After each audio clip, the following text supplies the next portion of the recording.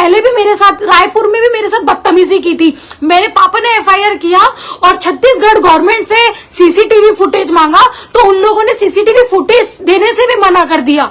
क्यों? क्योंकि उसमें संदीप सिंह की असलियत दिख जाती। जब वो मुझे, आप घटिया इंसान यही कर सकते हो कि मुझे मरवा दोगे या मेरा रेप करा दोगे। दिल्ली जा रही हूँ, तुगलका रोड पुलिस स्टेशन पे 2 बजे मैं जा रही हूँ एफआईआर करने।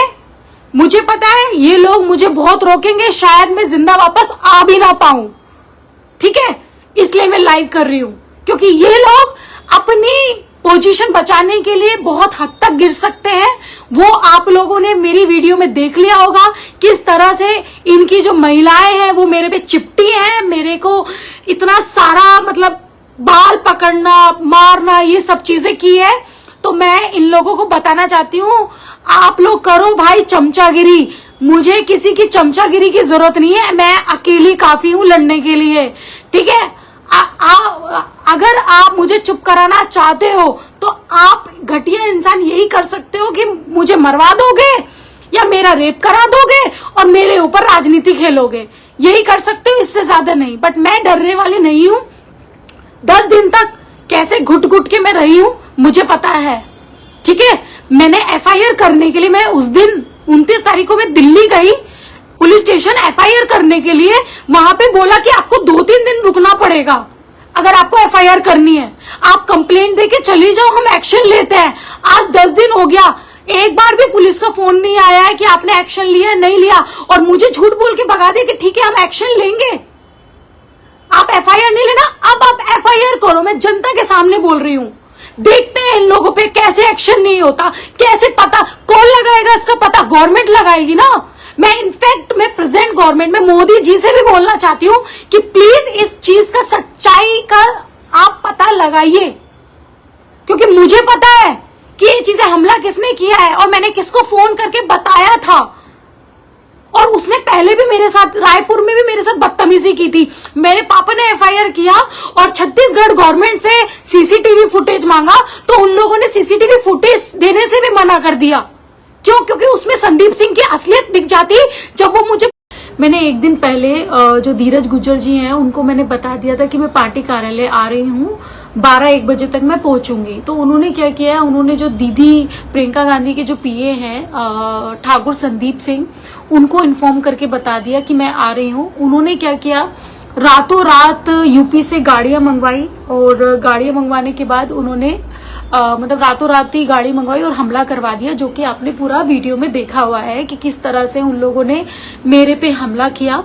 और दूसरी चीज मैं ये बताना चाहती हूँ कि एक होता है कि ठीक है आप पार्टी से जो गेट है उससे भगा रहे हो, एक होता है कि आप मारपीट कर रहे हो, आप भीड़ में ऐसा मारपीट कर रहे हो कि कोई देखे बिना और इंसान की मौत भी हो जाए। और औरतों की भीड़ में आप लड़के लोग, जो वहां पे जितने भी लड़के थे पार्टी के, जो कांग्रेस के जो आदमी लोग थे, वो चूटी काट रहे हैं, बाल पकड़ रहे हैं, मुझे गाड़ी की बोनट पे धक्का दे रहे हैं, मेरे पापा को लात मार के नीचे गिरा दिया जाता है। चलो एक बार को मैं अपना डिसरिस्पेक्ट, तो पहली बात तो मैं ऐसी लड़की हूं नहीं कि मैं अपना डिसरिस्पेक्ट भी बर्दाश्त करूंगी। यहाँ मेरे पापा की बात आती है कि कोई बेटी अपने पापा को ऐसे बीच रोड पे गिरता हुआ, उनको पिटता हुआ देख लेगी, ऐसा तो बिल्कुल भी नहीं। और शायद कोई भी महिला या कोई भी लड़की अपने बाप को पिटता हुआ या अपनी माँ को पिटता हुआ तो नहीं देख सकती है, ठीक है ना। तो मैं इतनी डर गई थी, मेरे पापा इतना डर गए थे। आप उस वीडियो को देखना जो सोशल मीडिया पे डली हुई है, जो यूट्यूब पे डली हुई है। पापा इस तरह से मुझे प्रोटेक्ट कर रहे थे कि कोई मारे नहीं, और पापा कह रहे बेटा चल, अभी इन लोगों से बात मत कर, चल। मैं बोल रही हूँ मुझे जाने दो, मुझे जाने दो, मुझे जाने तक नहीं दिया जा रहा है। वहां पे एक होटल था, वहां पे जो गार्ड होते हैं, होटल के जो सिक्योरिटी गार्ड होते हैं, मैं उनसे भीख मांग रही हूँ, प्लीज मुझे बचा लीजिए, मुझे होटल के अंदर जाने दीजिए। उन लोगों ने सीधा मना कर दिया, आपको नहीं जाने दे सकते। अरे होटल में एक लड़की की अगर आप जान बचा लेते तो क्या हो जाता। वो जो सिचुएशन थी, मैं आज भी, मतलब ये 10 दिन हो चुके हैं और मैं कांपी हुई हूँ अंदर से। मैं अपना सोशल मीडिया पे एक्टिव नहीं थी, मैं इतनी टेंशन में थी, मैं इतना टेंशन लेती थी, घर पे लेटी रहती हूँ, घर पे कोई कुंडी भी खटखटाता है तो मुझे लगता है कि कोई मारने तो नहीं आ रहा है। मैं इतना ज्यादा मैं डर चुकी हूँ कि वो लोग क्या मतलब हमला कराने का क्या सोच रहे थे कि भीड़ में मुझे मार देंगे और पता ही नहीं चलेगा और लोग बोलेंगे कि अरे भीड़ में अर्चना गौतम की मौत हो गई है, चलो राजनीति करते हैं। मतलब जब किसी की मौत हो जाती है या तब किसी कि इनफैक्ट मैं दलित महिला की बात करती हूँ क्योंकि मैं आई एम अ जाटा और आई एम अ प्राउड कि मैं जाटा हूँ। तो एक लड़की की मौत हो जाती है और आप लोग बोलोगे अरे एक दलित महिला की मौत हो गई है, चलो राजनीति करते हैं, तब सारे के सारे राजनीति पे उतर जाते हैं बड़े से बड़े नेता। क्या अभी जब मैं जिंदा इंसान बोल रही हूँ, चिल्ला चिल्ला के बोल रही हूँ कि मेरे साथ गलत हुआ है, आप प्लीज इस चीज की जांच कीजिए, क्यों किया है, सीसीटीवी फुटेज पता करिए। आपको दिखता नहीं है? कहाँ है कांग्रेस के दिग्गज नेता, कहाँ है खड़गे जी, कहाँ है प्रियंका गांधी जी, कहाँ है राहुल गांधी जी? क्या दीदी आपको नहीं दिखता? आपके कांग्रेस ऑफिस के बाहर ये सब बवाल हो चुका है, पूरा सोशल मीडिया पे वायरल हो चुका है, आपको पता नहीं है? क्या आपने एक बार भी मुझसे पूछने की कोशिश की है या आप अपने पीए ठाकुर संदीप सिंह की ही बात मानेंगी? जो ठाकुर संदीप सिंह ने बोल दिया वो पत्थर की लकीर है। दूसरे इंसान पे भी भरोसा करना चाहिए या वही गद्दी पे बैठा हुआ है कि आप जैसे चलोगे आप वैसा चलोगे, या आप लोग पीए पे डिपेंड हो चुके हो क्या? तो फिर हम ऐसा करते हैं, हम कांग्रेस को वोट ही नहीं करते, हम संदीप सिंह को वोट करते हैं। जो आपके पीए है उन्हीं को ही आप प्रधानमंत्री बना दीजिए, उन्हीं को ही आप मुख्यमंत्री बना दीजिए, हम उन्हीं को ही वोट करते हैं। फिर आपकी तो जरूरत नहीं है ना इस देश को।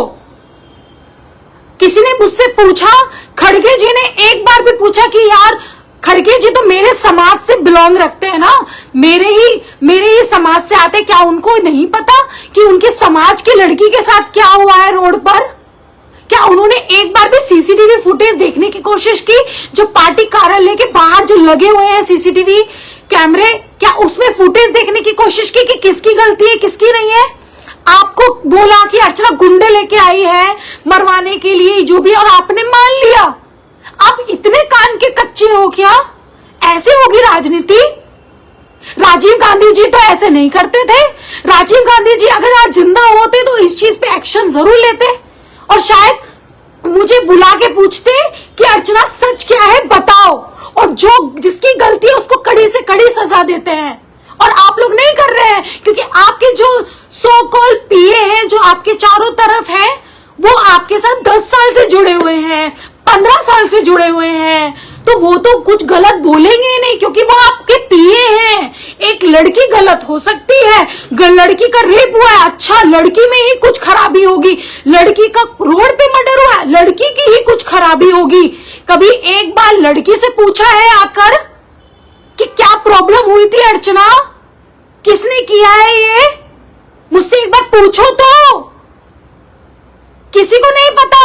ऐसे चलेगी पार्टी? आपका सिस्टम लोग खराब कर रहे हैं और मेरे जैसी लड़कियां या मेरे जैसे कांग्रेसी जो आपको बचाने के लिए आते हैं, इन लोगों से मुक्ति दिलाने के लिए आते हैं कि आपकी पार्टी को खोखला करके खा रहे हैं संदीप जैसे लोग, तो आपको नहीं दिखता, उस पे ही इल्जाम लगा के उसको ही पार्टी से निकाल देते हो।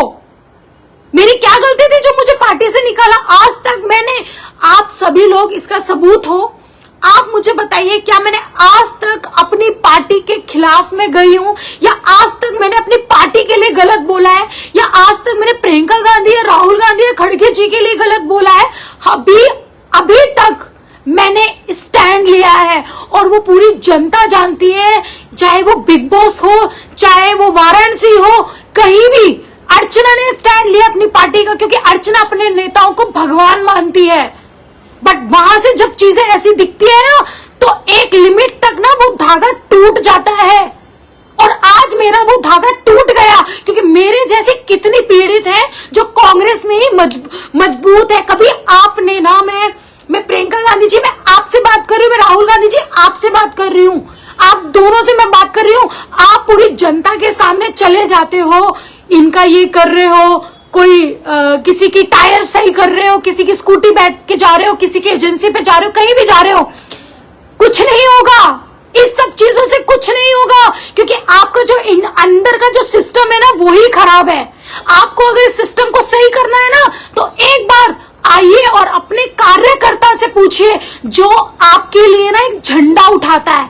आपको लगता होगा कि झंडा उठाता है, इसकी क्या औकात है, बट मैं आपको बताती हूँ, अगर पार्टी का कोई भी नेता अगर जीतता है तो उस कार्यकर्ता की वजह से जीतता है, क्योंकि वो आपके आगे आगे चलता है झंडा लेके। अगर वो जिस दिन झंडा उठाना बंद कर देगा ना, आप कोई जीत ही नहीं सकता, कोई नेता नहीं जीत सकता। तो प्लीज उस कार्यकर्ता की ना रक्षा करें, उस कार्यकर्ता की सुने कि कहां प्रॉब्लम आ रही है। हमारी पार्टी जीत नहीं रही है तो कहां प्रॉब्लम आ रही है, क्यों नहीं जीत रहे हैं हम। ये टायर सही करने से या किसी की स्कूटी पे बैठने से या किसी के घर पे खाना बनाने से पार्टी नहीं जीतती। अगर पार्टी को कोई जिताता है तो वो ओरिजिनल जनता जिताती है, और उससे सबसे ज्यादा जिसकी मेहनत लगती है वो कार्यकर्ता की लगती है। वो एक एक कार्यकर्ता आपको जिताएगा। ये आपके जो पीए हैं ये किस तरह से बर्ताव करते हैं आपको सुनना है, मुझे बुलाइए, सबके चिट्ठे खोलती हूं मैं, किस किस से बदतमीजी से बात की है और किस किस से नहीं की है। सब डर की वजह से बेचारे बोलते नहीं है, फ्रंट में नहीं आते हैं। कभी आप लोगों ने अपने कार्यकर्ता की सुनी है? कभी बैठ के उन लोगों से पूछा है कि हमारी पार्टी अगर जीत नहीं रही है तो क्या प्रॉब्लम आ रही है, बताइए, उस चीज को हम सोल्यूशन करते नहीं। आप तो अपने सो कॉल पीओ की सुनेंगे जो आपके साथ 15 साल से आपको बेवकूफ बना रहे हैं। आपने कभी सोचा कि आप क्यों नहीं जीत रहे हैं? क्या प्रॉब्लम आ रही है? प्रॉब्लम ये आ रही है कि जो आपने पीए रखे हैं ना उनको चेंज करिए, एक समझदार पीए रखिए, बुजुर्ग रखिए, क्योंकि बुजुर्ग ही पार्टी को जिताता है। समझ रहे हो? युवाओं का जोश चाहिए और बुजुर्गों का होश चाहिए, और अभी इस वक्त आपकी पार्टी को होश की जरूरत है, जोश की जरूरत नहीं है, क्योंकि यहाँ पे जोश काम नहीं आता है। जोश को भी रखिए आप साथ में, बट बुजुर्गों का होश होना बहुत जरूरी है। एक इलेक्शन में किसी को जितवाना, आपने जिन लोगों को रखा है एक बार निकाल के नए स्टाफ को भर्ती कीजिए अपनी पार्टी में और देखिए, बट नहीं, आप लोग उन पे डिपेंड हो चुके हैं। सुबह का ब्रेकफास्ट क्या खाना है वो पीए तय करेगा, दोपहर का लंच क्या खाना है वो पीए तय करेगा, कहां जाना है वो पीए तय करेगा, कौन कौन अंदर आ सकता है वो पीए तय करेगा। अरे पीए की असलियत तो जाने, पहले पीए रख के पीए की असलियत तो जाने कि वही आपकी पार्टी को कुतेर कुतेर के खा रहे हैं। देखो, मैं अर्चना हूं और इंडस्ट्री में मेरा बहुत अच्छा चल रहा है, बहुत अच्छा। आप समझ रहे, मुझे जरूरत भी नहीं थी ये सब पंगे लेने की कि क्यों।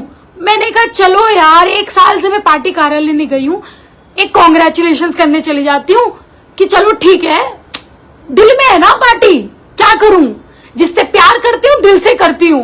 बट आज सच बता रही हूं आप लोगों को। खैर एनीवेज, देखिए आज मैं आप लोगों के सामने आई हूं